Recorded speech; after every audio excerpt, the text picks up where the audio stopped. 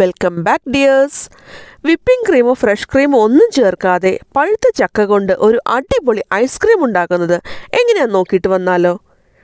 ഞാനിവിടെ ആദ്യം 2 table spoon cornflour എടുത്തിട്ടുണ്ട്. നിങ്ങളുടെ കയ്യിൽ കോൺഫ്ലോർ ഇല്ലാന്നുണ്ടെങ്കിൽ പകരം നിങ്ങൾക്ക് സാധാരണ ഗോതമ്പ് പൊടിയാണെങ്കിൽ ഉപയോഗിക്കാം കേട്ടോ. പക്ഷേ കോൺഫ്ലോർ എടുക്കുകയാണെങ്കിൽ കുറച്ചും കൂടി ടേസ്റ്റി ആയിരിക്കും. അതിന് നമുക്കൊരു ബൗളിലേക്കൊന്ന് ഇട്ട് കൊടുക്കാം. ഇനി അതിലേക്ക് നമുക്കൊരു 1/4 കപ്പ് പാല് ചേർത്ത് കൊടുക്കാം. ഇനി നമുക്ക് ഇത് കട്ടയൊന്നും കെട്ടാതെ ഒന്ന് മിക്സ് ചെയ്തെടുക്കുകയാണ് വേണ്ടത്.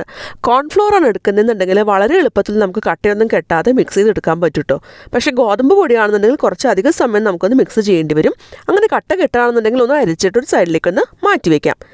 ഇനി ഒരു പാനിലേക്ക് നമുക്ക് 2 കപ്പ് പാല് ചേർത്ത് കൊടുക്കാം. നോർമൽ പശുമ്പാലാണ് ഞാനിപ്പോൾ എടുത്തിട്ടുള്ളത്. ഇത് നമുക്ക് ഹൈ ഫ്ലെയിമിൽ വെച്ചിട്ട് ഒന്ന് ചൂടാക്കി എടുക്കാം. ഈ പാല് ഒന്ന് ചെറുതായിട്ട് ചൂടായിട്ട് വരാൻ തുടങ്ങുമ്പോൾ നമുക്ക് അതിലേക്ക് മധുരത്തിന് വേണ്ടിയിട്ട് ഒരു 4 ടേബിൾ സ്പൂൺ പഞ്ചസാര ചേർത്ത് കൊടുക്കാം. എന്നിട്ടൊന്ന് മിക്സ് ചെയ്യാം. ഇനി നമുക്കിത് തിളച്ച് വരുന്നത് വരെ ഒന്ന് വെയിറ്റ് ചെയ്യണം. അപ്പോഴേക്കും പഞ്ചസാരയൊക്കെ അലിഞ്ഞ് പാലൊക്കെ ഒന്ന് തിളച്ചൊക്കെ വന്നിട്ടുണ്ട്. ഇനി നമുക്ക് ഫ്ലെയിം ഏറ്റവും ചെറുതാക്കി വെക്കാം.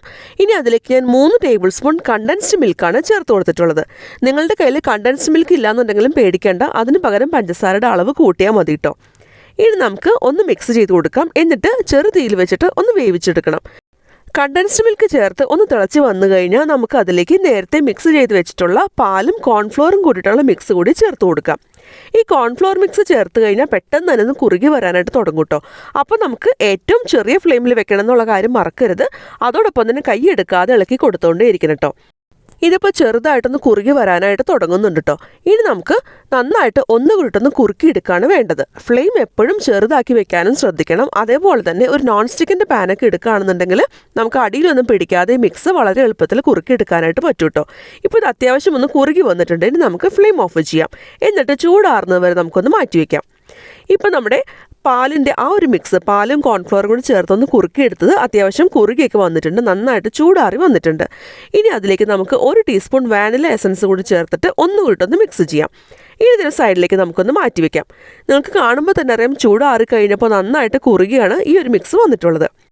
ഇനി നമ്മുടെ മെയിൻ താരം ചക്ക എടുക്കാം. ഞാനിപ്പോൾ ചെറിയ ചക്കയാണ് എടുത്തിട്ടുള്ളത്. അത് കാരണം തന്നെ 15 മുതൽ 20 വരെ പീസ് ഞാൻ എടുത്തിട്ടുണ്ട്. നന്നായിട്ട് പഴുത്ത ചക്ക എടുക്കാനായിട്ട് പ്രത്യേകം ശ്രദ്ധിക്കണം കേട്ടോ. നിങ്ങൾക്ക് എത്രത്തോളം ചക്കയുടെ ഫ്ലേവർ വേണോ അതനുസരിച്ചിട്ട് നിങ്ങൾക്ക് എണ്ണത്തിലൊക്കെ മാറ്റം വരുത്താം. ഞാൻ ഈ ചക്ക നാട്ടിൽ നിന്ന് കൊണ്ടുവന്നിട്ട് ഫ്രിഡ്ജിൽ സൂക്ഷിച്ചിരുന്നതുകൊണ്ടാണ് ഇതുപോലെ ഇരിക്കുന്നത്. ഫ്രഷ് ആയിട്ടുള്ള ചക്ക എടുക്കുകയാണെങ്കിൽ കുറച്ചുകൂടി ടേസ്റ്റി ആയിരിക്കും. ഇത് നമുക്കൊരു മിക്സിയുടെ ജാറിലേക്ക് ഒന്ന് മാറ്റി കൊടുക്കാം. വെള്ളമൊന്നും ചേർക്കാതെ നല്ല ഫൈൻ പേസ്റ്റാക്കി നമുക്കൊന്ന് അരച്ചെടുത്തൊന്ന് കൊണ്ടുവരാം. ഇപ്പോൾ നല്ല നാച്ചുറൽ കളറോട് കൂടി നമ്മുടെ ചക്കയുടെ പേസ്റ്റ് ഇവിടെ റെഡി ആയിട്ടുണ്ട്. അതിലേക്ക് നമ്മൾ നേരത്തെ റെഡിയാക്കി വെച്ചിട്ടുള്ള പാലും കോൺഫ്ലോറും കൂടി ചേർത്തിട്ടുള്ള ആ ഒരു മിക്സ് ചേർത്ത് കൊടുക്കാം. ഇതെല്ലാം കൂടി നന്നായിട്ടൊന്ന് ബ്ലെൻഡ് ചെയ്തെടുത്ത് കൊണ്ടുവരാണ് വേണ്ടത്. നല്ലൊരു സ്മൂത്ത് ആയിട്ടുള്ള മിക്സ് കിട്ടുന്നവരെ നമുക്കൊന്ന് ബ്ലെൻഡ് ചെയ്തെടുക്കാം. ഇപ്പം നല്ല ക്രീമി ആയിട്ട് ഫ്ലഫി ആയിട്ട് നമ്മുടെ ഐസ്ക്രീം മിക്സ് ഇവിടെ റെഡി ആയിട്ടുണ്ട്.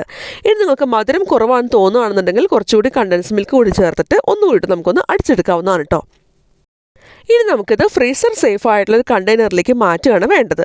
നല്ല എയർ ടൈറ്റ് ആയിട്ടുള്ള കണ്ടെയ്നർ എടുക്കാനായിട്ട് പ്രത്യേകം ശ്രദ്ധിക്കണം കേട്ടോ. ഇനി നമുക്കൊന്ന് മൂടി വയ്ക്കാം. എന്നിട്ട് 2 മണിക്കൂറെങ്കിലും ഫ്രീസറിൽ വെച്ചിട്ട് നന്നായിട്ടൊന്ന് തണുപ്പിച്ചെടുക്കണം. അപ്പോഴേക്കും ഏകദേശം ഒരു കുറച്ചൊന്ന് സെറ്റായിട്ട് വരാൻ തുടങ്ങുന്നുണ്ടാവും. ഇപ്പോൾ ഞാൻ 2 മണിക്കൂർ കഴിഞ്ഞൊന്ന് പുറത്തെടുത്തിട്ടുണ്ട്. അത് ചെറുതായിട്ടൊന്ന് സെറ്റൊക്കെ ആയി വരാൻ തുടങ്ങുന്നുണ്ട്. നല്ല ക്രീമി ആയിട്ട് ഫ്ലഫി ആയിട്ട് വന്നിട്ടുണ്ട്. ഇനി അതിനെ വീണ്ടും നമുക്ക് മിക്സിയുടെ ജാറിലേക്ക് ആ ഒരു മിക്സിനൊന്ന് മാറ്റി കൊടുക്കാം. എന്നിട്ട് വീണ്ടും നന്നായിട്ട് ഒന്നുകൂടിയിട്ടൊന്ന് അടിച്ചെടുക്കുകയാണ് വേണ്ടത്. അങ്ങനെ 2-3 പ്രാവശ്യമൊക്കെ നമ്മൾ അടിച്ചെടുക്കുകയാണെന്നുണ്ടെങ്കിലാണ് ഐസ്ക്രീം കുറച്ചുകൂടി നല്ല ക്രീമി ആയിട്ട് ഫ്ലഫി ആയിട്ട് വരുള്ളൂ കേട്ടോ. നിങ്ങൾക്ക് 2-3 പ്രാവശ്യമൊക്കെ ഇതേപോലെ ഒന്ന് അടിച്ചെടുക്കാൻ പറ്റുമെങ്കിൽ അത്രയും നല്ലതാണ്. 2 മണിക്കൂർ കൂടുമ്പോൾ ഇതുപോലെ ഒന്ന് അടിച്ചെടുത്താൽ മതി. ഞാനിപ്പോൾ ഒരു പ്രാവശ്യം മാത്രമായിട്ട് അടിച്ചെടുക്കുന്നുള്ളൂ. ഇനി നമുക്ക് ആ സെയിം കണ്ടെയ്നറിലേക്ക് പകർത്താം. എന്നിട്ടൊരു ക്ലിംഗ് റാപ്പ് വെച്ചിട്ട് ഒന്ന് കവർ ചെയ്ത് കൊടുക്കുന്നുണ്ട്. അങ്ങനെയാണെന്നുണ്ടെങ്കിൽ നമ്മളിത് ഫ്രീസ് ചെയ്യുമ്പോൾ ഇതിൻ്റെ ലിഡും ഒക്കെ ഐസ് ക്രിസ്റ്റൽസ് ഒക്കെ ഫോം ചെയ്യാൻ ചാൻസ് ഉണ്ട്. അതൊന്നും ഐസ്ക്രീമിലേക്കൊന്നും വീഴില്ല. അത് കാരണം നമ്മളിതുപോലെ ക്ലിംഗ് റാപ്പ് വെച്ചൊന്ന് കവർ ചെയ്തിട്ടുള്ളത്. ഇനി നമുക്കത് മൂടി വയ്ക്കാം. എന്നിട്ട് ഫ്രീസറിൽ വെച്ചിട്ട് ഒരു 8 മുതൽ 10 മണിക്കൂർ വരെ മിനിമം ഒന്ന് നമുക്ക് ഫ്രീസ് ചെയ്തെടുക്കണം. അപ്പോഴേക്കും ഐസ്ക്രീം നല്ല സെറ്റായിട്ട് വന്നിട്ടുണ്ടാവും. അതിലും കൂടുതൽ സമയം വെച്ചാലും കുഴപ്പമൊന്നുമില്ല കേട്ടോ.